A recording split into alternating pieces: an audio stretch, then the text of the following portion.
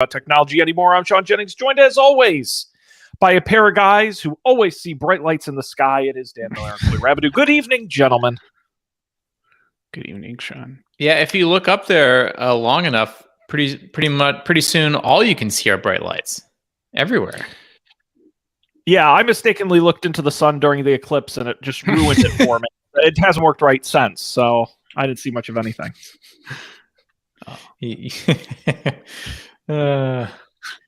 Waited too long to get your glasses. Yeah, man, and they're like, don't look at the sun, and I'm like, I look at the sun all the time. What's the big deal? And it turns out it's very bright.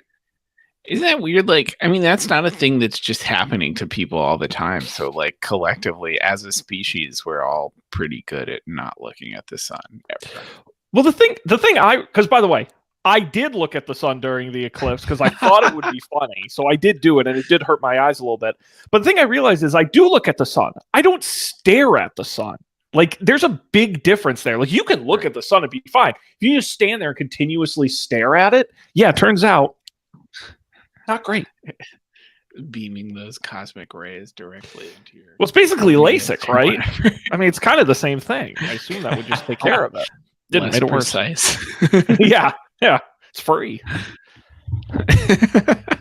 What's up, gentlemen? What's going on? It's been a little bit. What's new in the Don't Panic world here? I put it in my air conditioner today. Let's go. I also just realized, like, I don't even know if there's still music in the show before. Like, it used to be the format of the show as Sean would say, like, this is Don't Panic, episode, blah, blah, blah. And then there was some music. And then it still does the music. Cool. I used to know the music, but I think I haven't heard the music in a while. And I just realized as we were doing it, because every time I sing music in my head, like, before, but as Riverside is counting down, and I just realized that in my head the music has been replaced by Barracuda, the song Barracuda, and that's what. Yeah, that's great. That's our theme song. Sure, why not? We've had the same one for a while. Maybe we're ready for a change. I like it. Yeah. So that's what happened to me today. It's this is an amusing fact, maybe for literally the three of us, but I got a notice from Spotify. They're like, you have to agree to our new terms of service before we keep distributing your podcast. I said, okay. So I never log into the back end, ever. So I did log in. It turns out there's some analytics in there, of our Spotify listenership. I won't get into the specifics. What interested me is in there, I've got Don't Panic, Game Nights, and Up for Debate, or have all been in there for a while. And Game Nights has between 50 to 100 times more listenership than either of the other two shows. It's not even in the same stratosphere. I remain surprised by that because, Actually, I think we're much better at doing this show than we ever were at playing D&D on air, at least. Or even just straight up. Like, I don't think any of us were experienced D&D players. I think there's just... So here, I can tell you, in the last calendar month, it was literally 100 times the number of plays.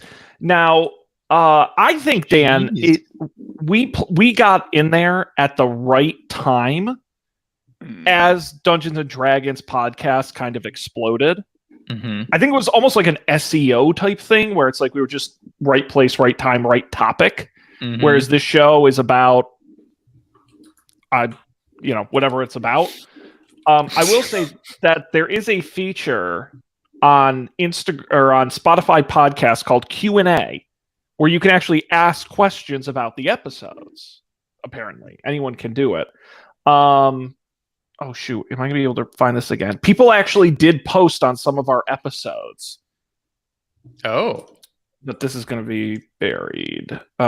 Anyway, one person said two people said, you guys don't know the rules and are doing it wrong, and shame on you, which I thought was very funny. Because they were right, by the way. Sure. But like I said, we don't know how to play Dungeons & Dragons, really.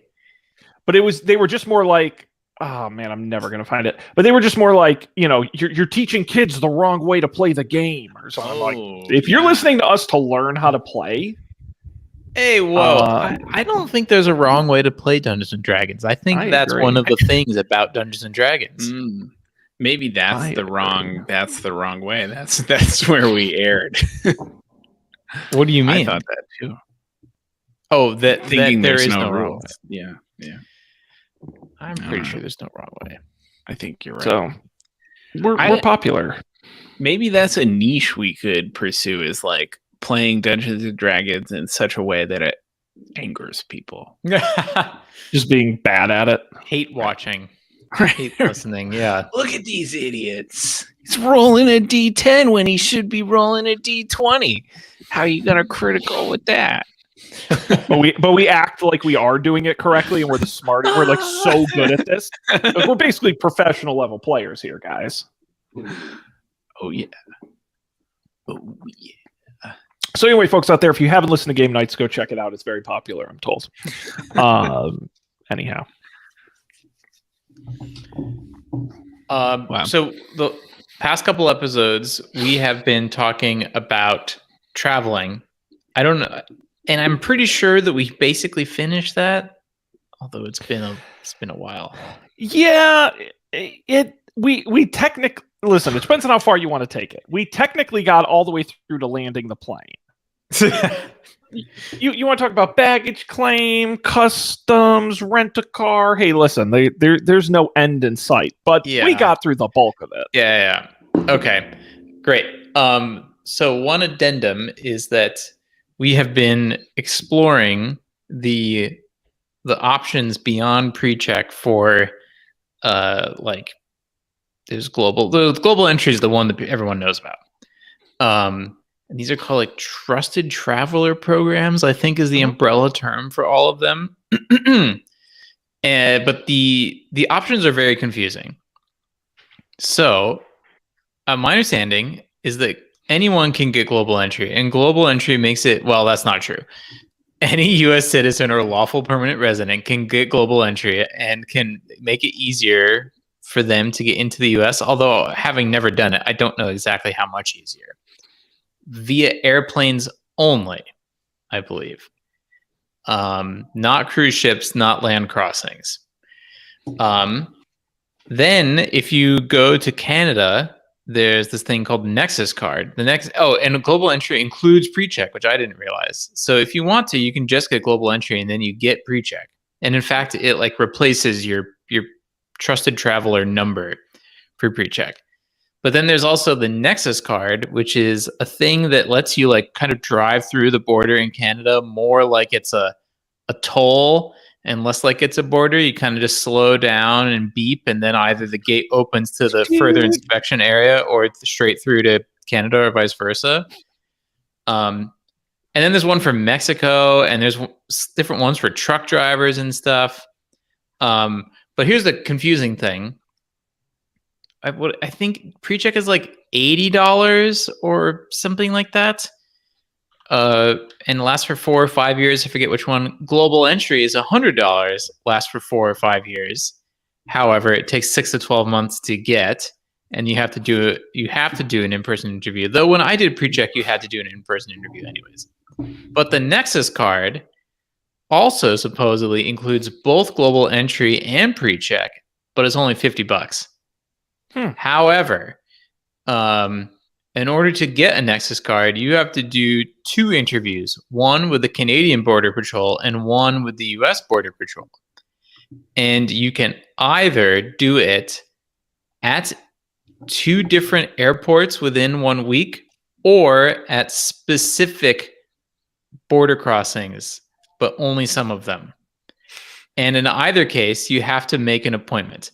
And here's the other problem: is the Nexus card is 12 to 18 months to like even get your pre-approval, at which point you can begin to try scheduling the interview, which I understand can take 1 to 2 years to find an interview slot. Now, if you don't have a job and you don't mind traveling to the border potentially twice, if you're a unit of 2 people, then you might be able to do it faster. But if you want to find 2 slots on a weekend, it'll take years. But you'll save $50. and then you get to you feel like a VIP going to Canada. So, anyways, this is a thing that we've been thinking about. I don't know. Do either of you have global entry? I had global entry when I was living in Texas and I was flying internationally a lot. I mainly got it just because it was a little bit more than pre-check. But it was nice to use the kiosk customs. What is actually Houston. different when you come in? So it's the difference between waiting in line to talk to the guy behind the glass or just using the automated kiosk, where you just put your passport on it and then put your fingerprints on it and then they wave you through. I see. So it's like every other country's normal process, except yeah. Now the downside here you have to pay is $100 for it and wait a year. the issue is that's in the U.S. Now, if you Right. go to an international airport, you don't really get any benefits. There's like one or two airports you do. That's when you go to like a Clear or something where they're more on both sides, I believe. Oh, really?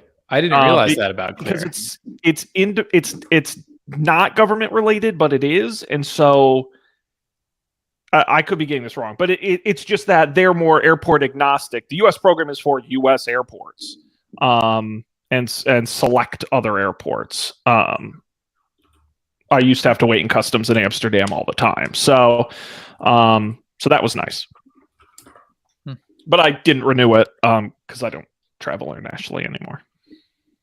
Didn't really do anything for you domestically.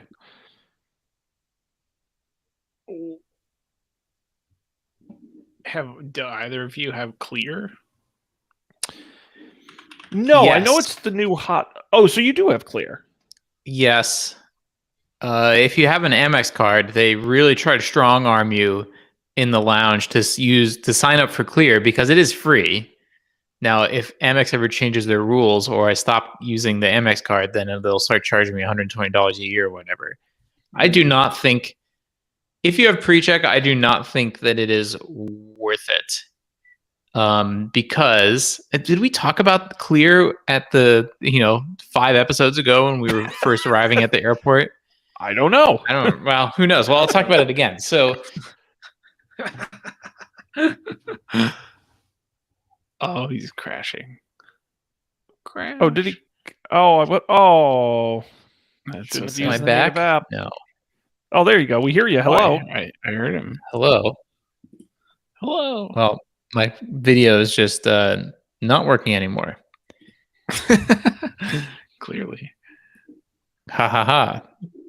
Very funny. I didn't even do that. Anyways, so here's the problem is if you have pre-check, at least at the Seattle airport, there is not always a Clear and pre-check lane. So sometimes you can't even use Clear. And if you don't use Clear, yeah, sure, you go through the line faster, but you have to still take all the crap out of your bags and take your shoes off. And that's the number one reason to have pre-check in my mind. It's not necessarily that the line is faster. But even when there is the pre-check line, then you still don't really get any benefits from Clear because there's a line. Now, if you don't have pre-check and you have Clear, Clear allows you to cut in front of the entire line, basically. So in that situation, it's extremely helpful. Now, one airport that this came in handy in is the United States' worst airport that I've ever been to, Newark Airport, where they don't have a pre-check line. So you go, you do like, there's a pre-check like lane where no, that's not even true.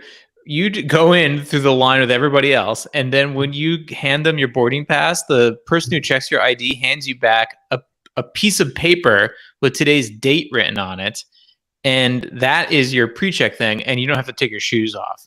But you have to take everything else out. In that situation, because there's only one line, Clear helped a lot because I got to skip the entire line, and there was no pre-check line anyways. I think this maybe also happened in Phoenix. So I don't think it's worth $120 a year, but maybe it is depending on the layout of the airport that you fly in and out of most. Yeah, I can also tell you because I've been researching it. And the other upsides is it is available at international airports that may not accept TSA PreCheck. So on your way back, you can also skip the security line. The other thing is Clear is used at places that aren't airports as well. Stadiums, arenas, ballparks, other high security locations. So again, not for everybody, not available anywhere, but someday if they expand far enough, you could use it to get into multiple places more efficiently. But today, no, I agree with you. I think it's kind of silly. Now, I Googled does Clear work internationally, and then there's a website, Clear, clearme.com. How is Clear different than TSA PreCheck or Global Entry? Click on it, 404. Oh, that's not great. Now, Dan, I don't know, in your research, did you know that the Department of Homeland Security has a quiz on their website that will tell you the best trusted traveler program for you? No. Would you like to take it? It's very quick. Sure, let's do it.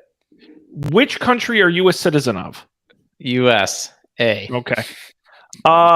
Do you have a machine-readable passport? Yes, I do. Are you a commercial driver? No. Okay. Per year, how many international air trips do you take on average? 0.75, 1, I don't know. You can do 1 to 3 or 4 plus. 1 to 3. How many domestic trips do you take? 0, 1, or 2 plus? 2 plus. Now, That's a weird breakdown. They give you more options for international travel than domestic. It's very strange. Yearly trips to Canada, 0, 1, or 2 plus. 1. Yearly trips to Mexico, 0, 1, or 2 plus. 0. Okay, that's it. Those are all the questions. Your best match. Want to take a guess? Global Entry.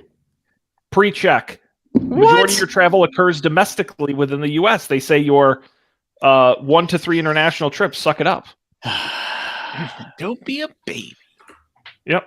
Well, that's great. I think about getting pre-check every time I'm at the airport. It's a good upsell. Is that what you, when you're waiting for your flight, you check out the Hudson News, you grab a coffee, you get your pre-check? I would do it if you could just do it at the airport. A lot of times you can, and I learned, by the way, they say really aggressively you need a reservation, but I've been there when people have just walked in and they've taken them. It depends on how busy they are, but you absolutely could just walk in and ask, and they might do it. Like, they can. Right. Yeah, so, maybe an option. Try. Pre-check. Is it once you've had it, do you have to do another interview to renew it? No, but you do. They made me go in person to renew it, but I didn't have to do like an interview. I think they fingerprinted. They took my picture and then they might have fingerprinted me again. Like they've changed, but I didn't. They didn't do like an interview. I just had to click around online and pay them $70. You know what it is? You're right. It was because I was going from Global Entry to just pre-check. You're right. That's why I had to go in. I think you're right. Well, maybe. I think pre-check is definitely worth it.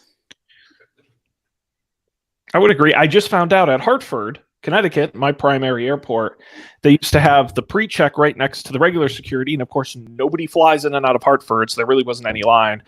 And they said, good news, we're moving the pre-check away from the regular security line. I said, that's interesting. To the far end of the airport nobody ever goes to. Yep. This happens in Seattle too. If you're there in the morning, the lanes in the middle are all non-pre-check, and the lane all the way at the end is the pre-check one. Yeah, I have to walk into another zip code to get to pre-check. And the good news is there won't be anyone there. But one of those things where I'm like, well, come on. I get the VIP. Once you pre-check, are you disallowed from taking the other line? No, you can do the other line. Okay. But I don't think, Dan, maybe this is a question for you as a aggressive. Have you ever seen a regular line shorter than a pre-check line? Yes. It It happens all the time at Seattle. Does it? Bad Yes, airport. especially if you do the Seattle airport has the thing where you can reserve your spot in line in advance, and then there's one normal line which is only for people who reserve their slots. So you get these like 15-minute slots. There have been many times where that line is faster than pre-check, not by like a lot, but by like 5-10 minutes, sure. Wow. So yeah, it all depends. But in my mind, I have definitely seen me fly through pre-check in situations where the other line is super backed up. And if you're ever in a situation where you need that $70 would feel more than worth it.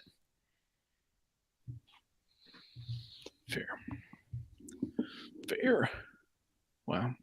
Oh, also, like, not having to take you. I don't know about you, Colby, but you probably leave a more minimalist life, frankly. But sometimes I'm going through this thing. It's like, okay, take all the electronics out, bigger than a phone. It's like, okay, the Kindle, the iPad, my work laptop, my personal laptop, the Nintendo Switch. You know, brutal. and I have to use like 3 because they don't let you like stack them on top of each other. They have to be laying flat in the bin. I have to use like 3 fucking bins plus another bin for my backpack plus a bin for my shoes and my coat. Like, not having to do that and just always leaving like the 2-bin life. Coat, at most coats, otherwise the bag goes into the thing. Especially some airports you have to put your bag in the bin. Some airports they don't want you to put the bag in the bin. That's another thing we didn't talk about, that you never know what's going to happen until you get up there, which it's going to be. But not having to do that is the real win for me. It just makes my life so much easier. I so agree. If TSA pre-check was the same price and they said the advantage is you have to wait in the same line as everyone else, but you don't have to do the same security rules, I still think it would be worth it. I totally agree. See, I have like strict electronics limitations when I'm traveling. There can be like a Kindle. I always have my Kindle. I always bring a computer, and I bring like there is one bonus electronic. Like sometimes that's my like remarkable tablet. Sometimes it's my other computer. But I would never ever bring more than 3 large electronic devices. I basically don't. I gave up on traveling with the Switch for this reason, because it was always over my quota. And one time the TSA agent teased me because I had to get another bin for my extra electronics, and I see. It's like, what? You're right. I shouldn't bring all these.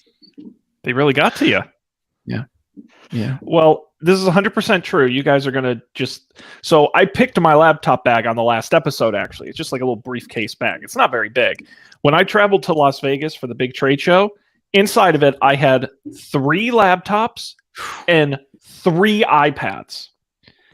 Security absolutely stopped me and inspected the bag. It did not make it out of the X-ray machine, because when it went through the X-ray, it looked like a fucking solid block of metal.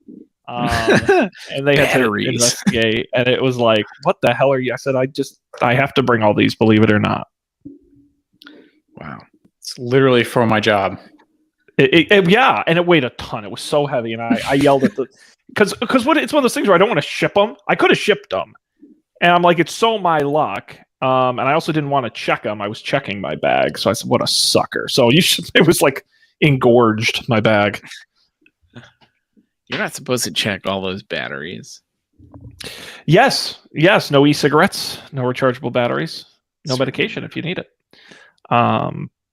Wow. Planes. Anyways, that's all that's new with me. Well, I have some totally unrelated to travel thoughts, but I do have a travel question. I actually posed this question to Matt on the last episode of Up for Debate on our Twitch live stream that we've been doing, playing Chrono Trigger. It's been fun. Oh, yeah. And have you improved the technical setup since the stream I tuned into? Yes, asterisk. Yes, but it's still not great. So it's watchable, but there's still a shocking number of frames that are not making it from my computer all the way to yours. So still working on that. I actually may have a technology fix for it, physical technology fix for it that I can talk about in a little bit. Not tonight, but something to bring to the show. But I asked Matt if you were on a game show and you won a trip, and I'm going to call it a reasonable trip. It's not like a super luxury, $1 million trip. Let's say it's a reasonable game show level trip. What's an example of one off the top of your head? You and a guest will fly round trip from Los Angeles to the Virgin Islands for 5 nights at the hotel that's on the beach. Oh, okay. So it's a sort of an all-inclusive it's a package. thing. It's a package. Yeah. Estimated retail value $6,000. Mm-hmm. Okay. Where could they send you that you would hate it so much you would turn down the free trip? Think of you want, let's say, a 5-night trip, hotel, flights, and some meal credits on a game show, and you're going to say no thank you because they're sending you where?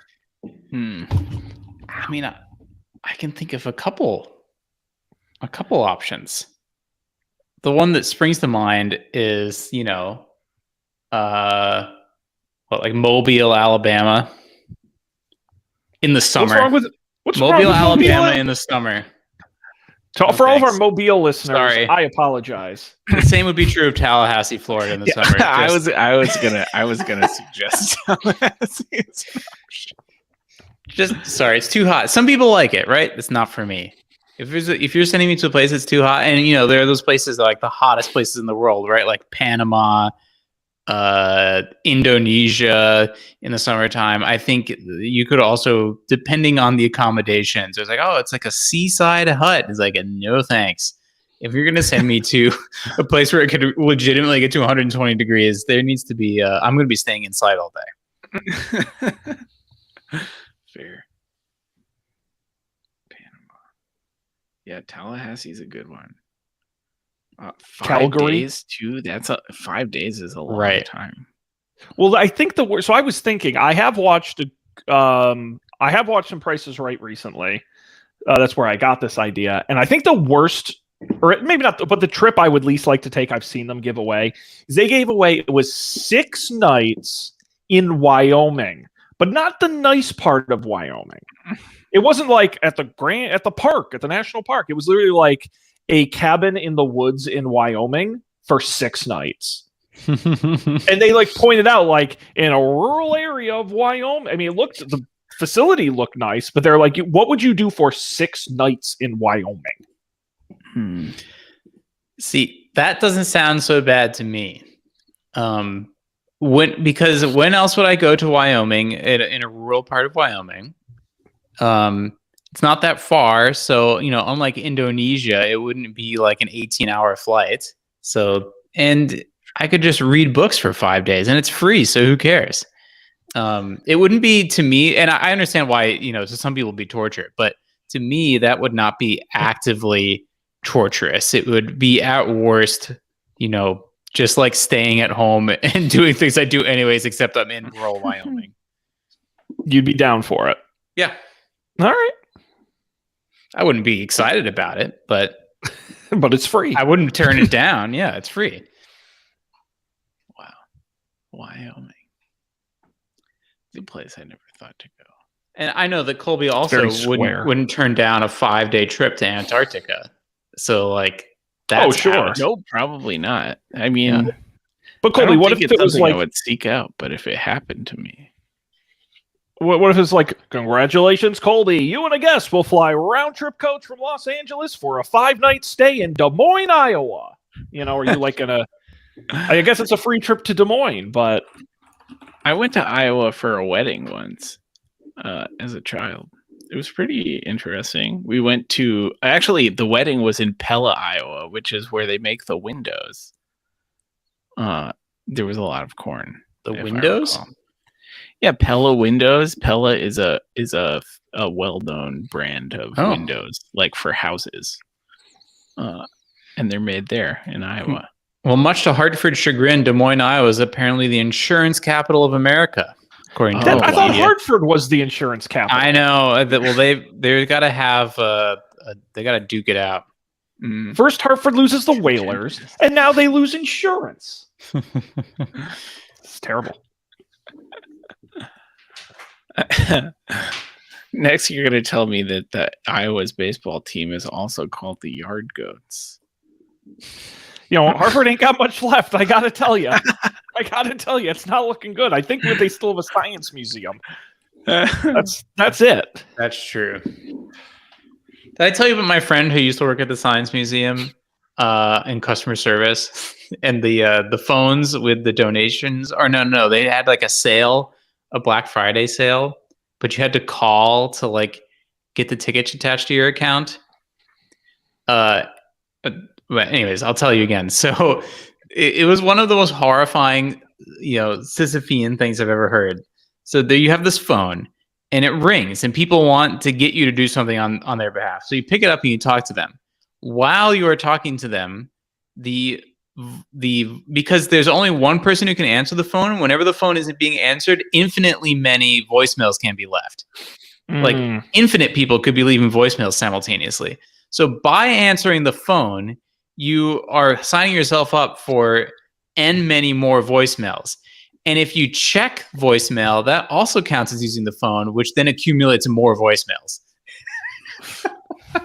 So it was impossible for them to get through it all on Black Friday, and they just end up with thousands of voicemails that they then have to churn through. And if anyone calls while they're trying to churn through the voicemails, that adds another voicemail to the thing. That's funny. So don't work at the Science Center, but it's a cool place to go in Hartford.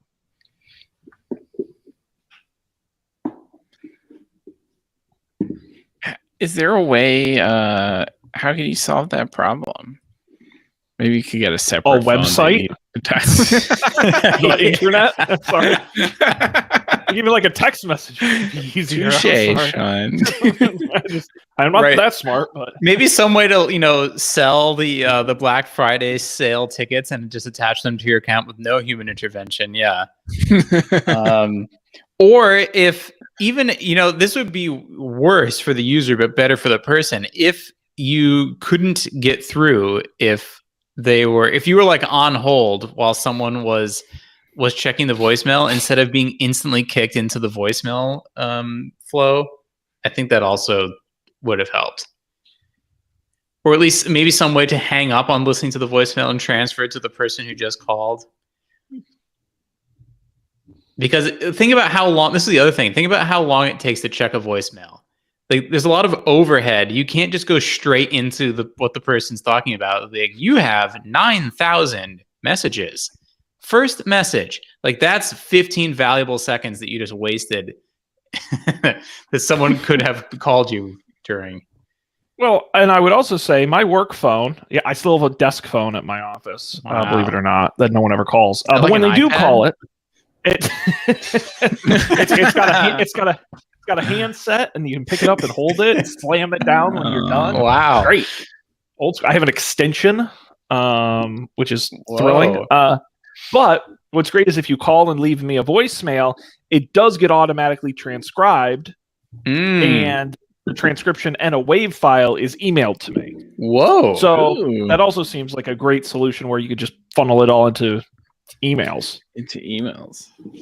That's a good idea. People now love I want to emails. leave Sean a voicemail. I can give you my direct line, and you can call it and just say hi if you want. Honestly, it would be the most exciting. Because what happens, the great thing is we have reception. And so what happens is I'm in a meeting or I'm talking to somebody, and then my phone goes, beep, Sean. And I go, yes. And, Sean, I've got, and God bless it. They're very sweet people. They don't listen to the show. I don't mean to make fun of them, but I kind of have to. They never remember what the people tell them. Because what happens is they say, "Hi, who are you calling? Oh, I need to talk to the marketing guy." And they go, "Sean, I think it's Ray, and he's from. I didn't really get it. Facebook maybe or something." Sure, Linda put him through, and then it rings me through. It happens every time. It's very funny. And God bless it, they never get it right, but they try it. That's funny. Damn. Yeah, I've never had reception. I've never even worked at a place where anyone had reception, I don't think. I was gonna say I don't know if I've ever worked at a company with a phone number before. That's fair. That's impressive. That's impressive. Well, I remember at Etsy in Germany, you had to have a phone number to register the company. And so it just was to the office phone and people would just call it. So the people in the German office, like the phone would ring and someone would just walk up and pick it up and it could be about anything. Wow. I will say there is a wonderful power to sending somebody to voicemail by voice. Because you're used to doing it on your phone, but when Linda says, "Sean, it's Steve from the company I heard of who keeps bugging me," I say, "Linda, I'm in a meeting. Send him to voicemail." I feel so powerful. It's impressive stuff. I say, "I don't want to talk to him." Okay. Now, see that seems like something that will never be as satisfying if you're just using ChatGPT.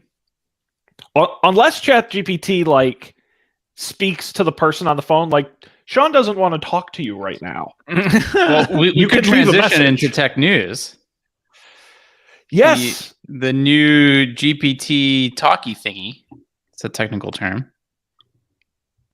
Yes. Let me pull up the article here and dig into the details a little bit. But yes, our good friends. Oh, Dyson now has a mop. Focus, Sean. Focus. The Wash G1 is the company's first mop. It's a $700 mechanical mop that doesn't. Did we suddenly get sponsored by blow. Dyson? What's happening? But it does take aim to take the hard work out of washing your floors. It's the top article on The Verge. They've really lost it. Costs $699. It's the company's first dedicated mopping device. The cordless, battery-powered mop is slated for release this fall. There's no robotics or app connectivity. Then why the fuck does it need a battery? The president of Dyson, by constantly pulsing clean water onto its two rolling microfiber mop heads while they work. Instead of the hard manual labor of pushing the mop back and forth, Dyson uses mechanical agitation with counter-rotating rollers to scrub up dried-on stains, meaning you should just need to guide it while it does the hard work. While there's a small pump and the brushes have motors to drive them, the lack of a big vacuum motor means there's no filter. This is incredible. Way too expensive. Anyway, what were we talking about? Chatbots. Sorry about that. Yes, Chat GPT 4.0, an iteration of the GPT-4 model that powers ChatGPT. It's not only much faster and its capabilities, the big thing is it is chat enabled. It has a voice mode. The app will act like a voice assistant, responding in real time and observing the world around you. The current mode is more limited, responding one prompt at a time, but it'll be expanded over time. There's been a bunch of rumors about Apple potentially working with Google or OpenAI or one of these companies on integrating it into the next version of iOS, which we should see at WWDC in June. Given that they've announced it, I would be shocked if Apple's basically just using this. But crazier things have happened, like releasing your news processor on an iPad. But yeah, I haven't had time to watch the videos. Sean, it sounds like did you watch all the YouTube clips that were flying around with this today, or Colby? No, I did not. Me either. I We're bad did not either. tech podcasters. We're off our game. We haven't been practicing. So yeah, I think the difference between what you can currently do in the app and what they demonstrated is that currently in the app you can like press the. Well, actually, does it do it? Oh, maybe it does. Okay, never mind. You can just do it. It used to be in the app that you could press the microphone button and it would do the fancy, whisper voice transcription, and then it would put that into text, and then the LLM would take the text, and then it would spit text back, and then it would take the text and use another model to turn that into some sort of natural voice. But you could only do it transactionally, like sending someone voice memos, via WhatsApp or whatever. But now it's like sort of an always on thing. So you put it in the always listening mode and you talk to it, and it's sort of more present. Is what I only watched 2 of these little, 90-second clips, but that was what I got out of it. And they did a cool demo where they had 2 of them talk to each other. But then I think the thing that was most impressive to me was that in order to get the 2 AIs to talk to each other, they had to do a complicated thing where they started the first one in the always listening mode, and then the guy's like, okay, hang on, like ignore everything for the next little bit, because then he needed to start up the other one and give it the instructions and tell it like, hey, you're going to be talking to another AI. It's just like you, and blah, blah, blah, blah, blah. And that actually worked. So that was what I was impressed by. Wow. What did they talk about? I didn't actually watch that far. Oh. That's funny. I'm trying to see if I can get it up and running. I think I can get it up and running. I have a paid account. Are you talking about someone specific, or is that a general comment? There you go. Hey, you're live on air on a podcast. Say hi. Hey there. Thanks for having me on your podcast. How's everyone doing today? Can it hear us? No. No, but I guess I could. Here. Why don't I do this? Okay, now say something. Greetings, computer. Okay, I'm going to turn it back on. Say it again. Greetings, computer. As human, what's on your mind today? My friend Colby just had a birthday, and I'm looking for a gift to buy him. Do you have any ideas? Sure. What are some of Colby's interests or hobbies? That might help narrow down some gift ideas. Colby likes computers. Colby likes nature. And Colby likes his friends. That's true. Got it. For a tech-savvy nature lover who values friendship, how about something like a portable solar charger for his gadgets, a high-quality outdoor hammock for relaxing in nature, or maybe a photo book filled with memories of fun times with friends? Now, I have a card for Colby. Do you have any ideas for what I should write in it? Of course. You could write something like this. Happy birthday, Colby. I hope your day is filled with the perfect blend of tech adventures, nature's beauty, and great times with friends. Cheers to another amazing year ahead. What do you think? I love it. You're doing a great job. Thank you. I'm glad you like it. Is there anything else you need help with for Colby's birthday? No, please fuck off.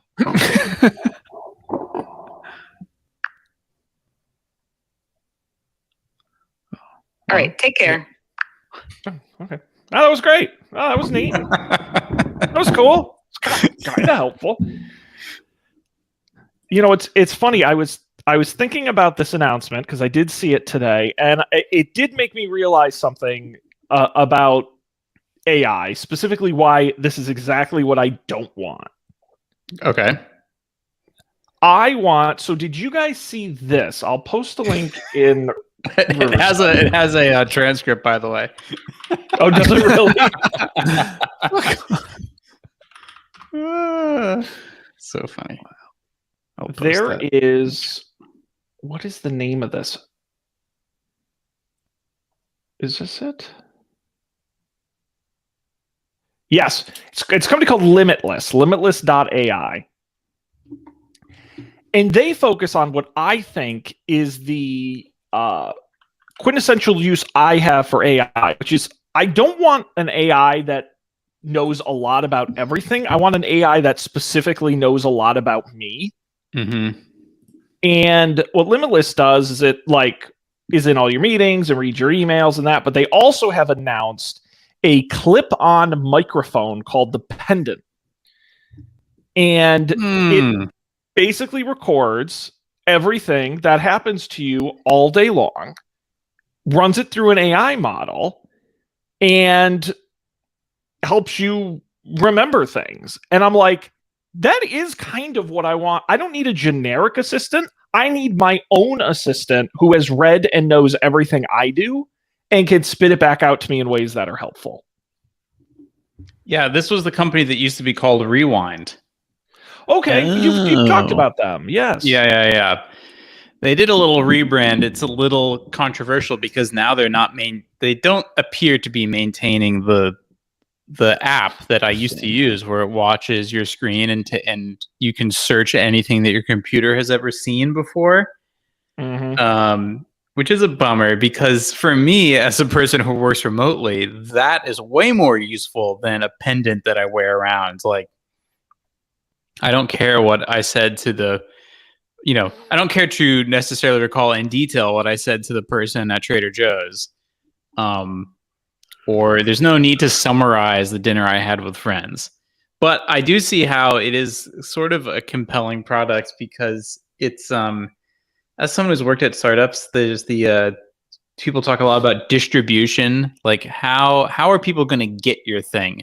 And are there any barriers to getting it? And this thing is it $99? Am I remembering that correctly? That is correct. It's $99 and it requires nothing else. So you don't need to sell it to some big enterprise, though I'm sure they would love to. Anyone who wants to could buy this thing. And I think and then I don't know how it works, but I think presumably there's some website you go to and it produces you can ask questions about it and produces the summaries and all that stuff. So that feels a lot better than the rabbits and I guess we skipped over that whole March and April of tech news with the humane and the rabbit things. But it's a lot more compelling than those, because those are super expensive and they're worse phones. This doesn't try to be anything to do a phone. You can't even interact with it at all. It is just a write-only device. So I could see it being successful, though I do think it has the same problem, which is at a certain point, will my phone have a super low powered chip that is optimized to do the Whisper model thing, and then it could just always be listening? I just put my phone on the desk, do the same thing. I mean, that's what excites me about the iOS announcements that keep rumored to be coming about AI. Is what is the one thing in my life that has every piece of my information on it? It's my phone and or my computer. And so if Siri gets its creepy tentacles into everything I have on here and can produce that kind of information, I mean, they started it with those recommendations between apps and stuff. If it can really be powered by my information, I'm really excited about that, because I don't remember things. I have a million emails and I'm trying to remember something I Googled 3 weeks ago. And there's just so many things in my life that an AI that just knows, the thing we just did with Colby's birthday, it's cool, but it is not particularly useful. So that's, I'd like AI to be more useful, I guess is what I'm saying. What was that? Was that the gong telling us that our show is over? I heard Was there a gong? Bong. Oh, did I whack something? Oh, there we go. Yeah. I think that was a different thing. I just hit my spring, but I'm pretty sure that was not the original noise. We're professionals here.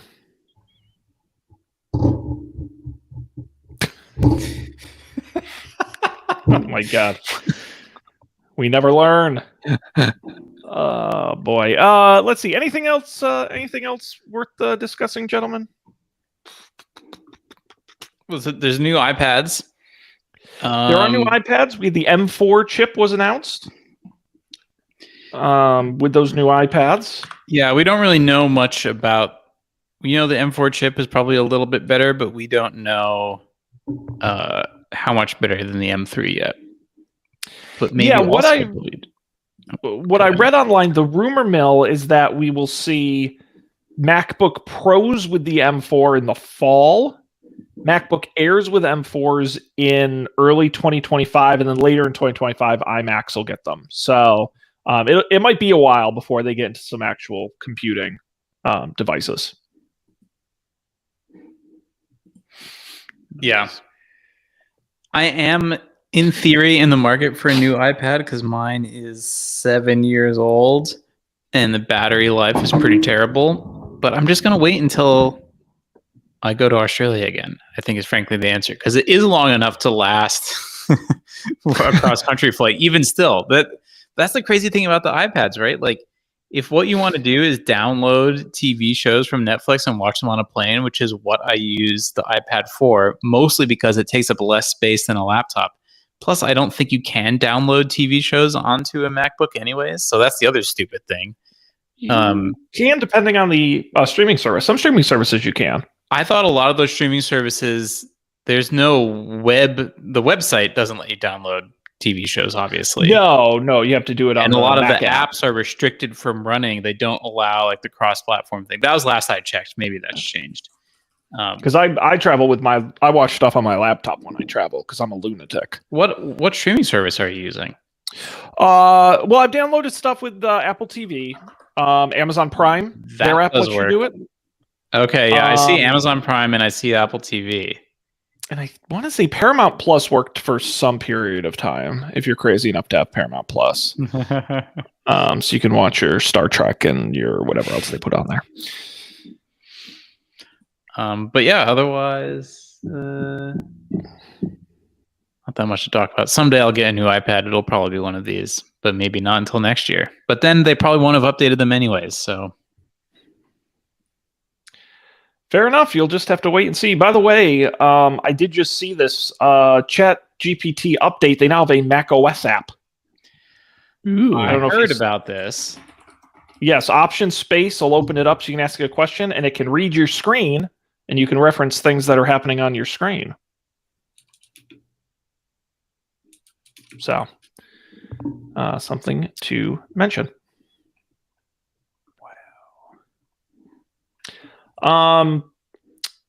Guys, I do want to mention as we head towards the end of the episode here, our good personal friends over at the Up for Debate podcast. I'm one of them, and Matt's the other. And we've really been trying with our new Twitch stream at twitch.tv/upfordebate.tv. You should definitely check it out. Follow us so when we go live, you can join us. We've had some people in the chat hanging out. We're playing Chrono Trigger slowly but surely. We're getting there. It's a lot of fun. And we're going to try, we'll see how far it goes, but we're going to try something that I think is kind of unique. No one's done it before. It's the streaming podcast, but in a way where audibly it's going to sound like a regular podcast. Visually, it's going to look like we're playing video games, but we're going to do them at the same time. And so next week, for example, is the first time the show isn't about Chrono Trigger. We're going to be doing our annual Books of Summer, where we talk about what books we want to read. While we're doing the episode, I will be playing Chrono Trigger on Twitch. So we're going to see how it goes. It's going to be fun. A little better each time. So I do recommend follow us on Twitch and, of course, subscribe to the podcast wherever you get yours. And, of course, this show is don'tpanic.io, our website. Check it out. Audio and video are there. We're looking crisp when Dan's app works. And, of course, you should follow us wherever your podcasts are, as well as on YouTube. And, of course, Up for Debate, or don'tpanicshow@gmail.com is the email address. Anything else, gentlemen? Great to have everybody back as we're cruising through May here. No, this is good to be back. An absolute treat. We appreciate it. On behalf of Colby and Dan, I'm Sean. A pleasure as always. Thanks for being here. We're going to see you next time for another great episode of Don't Panic. I'll put in Barracuda here. Ding ding ding ding ding ding ding ding ding ding ding ding ding